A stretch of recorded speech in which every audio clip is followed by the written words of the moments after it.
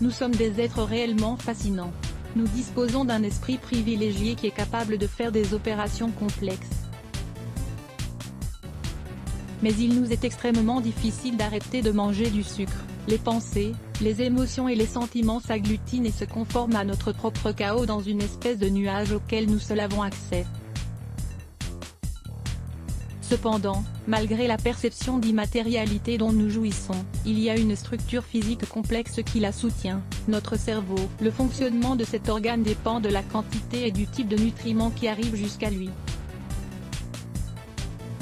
Dans cet article, nous allons parler de la façon dont le sucre peut affecter notre cerveau, mais également les conséquences de son arrêt définitif sur cet organe essentiel. D'une certaine manière, il est pratiquement impossible d'arrêter de manger du sucre car il est présent dans de multiples aliments qui font partie de notre régime alimentaire de base, que ce soit pour les conserver ou dans le but d'obtenir un goût plus attractif. Le sucre est une substance addictive. On s'intéresse de plus en plus à la façon dont le cerveau se comporte, surtout dans les champs scientifiques. Ainsi, l'un des terrains sur lesquels nous sommes le plus avancés est le terrain des addictions. On sait que le sucre agit en activant les mêmes circuits neuronaux que d'autres substances nocives, qui sont plus acceptées dans la catégorie de drogue.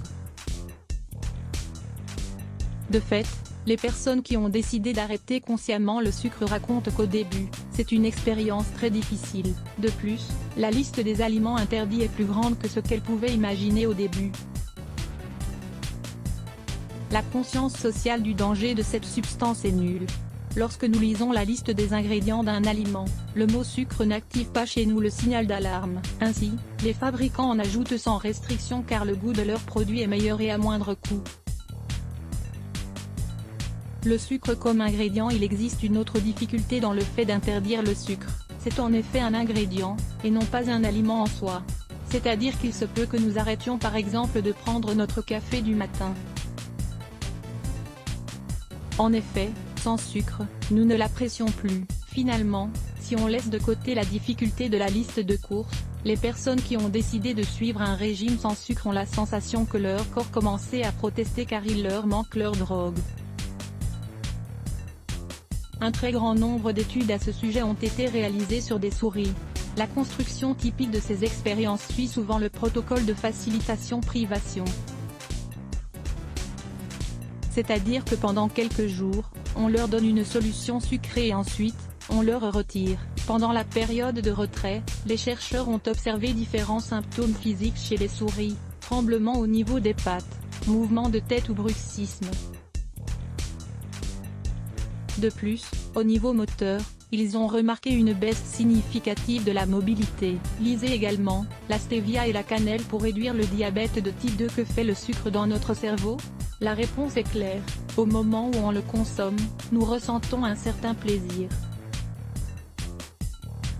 En conséquence, cela fait que nous avons encore plus envie de répéter l'expérience quand nous nous approchons de ce type d'aliment.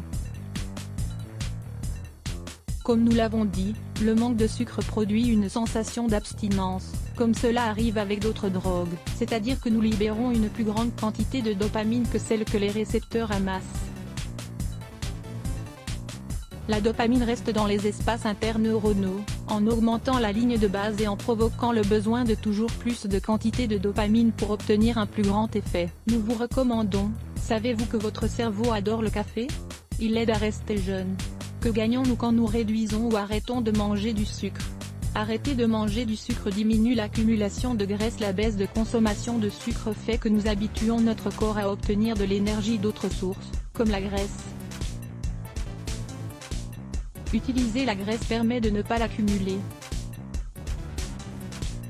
Ça rend le système circulatoire plus fort. Les études nous disent que l'excès de sucre augmente le risque de souffrir d'une maladie cardiaque. La sensation de faim arrive plus tôt. La baisse de consommation de sucre fait que l'on ingère des aliments qui ont un pouvoir rassasiant plus important et qui sont moins caloriques. Arrêter de manger du sucre protège du cancer. Il y a des études qui montrent que les sucres dans l'intestin favorisent la formation d'une hormone endocrine appelée peptide inhibiteur gastrique, GIP. Cette hormone élève les niveaux d'insuline qui se libèrent dans le pancréas, car elle augmente la possibilité de formation de cellules cancéreuses. Cela permet d'avoir une meilleure santé hépatique. Un excès des différents sucres, comme le fructose et le glucose, peut avoir un effet toxique sur le foie, tout comme l'effet provoqué par l'alcool. L'attention, la mémoire et la capacité de réaction sont meilleures. Le sucre ralentit notre rendement cognitif et détériore nos capacités psychologiques. Vitesse de vieillissement de notre système nerveux s'atténue. Le système nerveux adore le sucre, alors si nous ne l'alimentons pas en excès, son vieillissement sera plus lent. De plus, si nous l'habituons à fonctionner au même rendement et avec moins de ressources à consommer, il sera plus performant et durera plus longtemps. La stevia, l'édulcorant des diabétiques. La stevia Robodiana bertoni est une plante vivace au fort potentiel édulcorant, qui vient du Paraguay et du Brésil. Dans ces pays, on l'utilise depuis très longtemps. Let's block ADS. Why?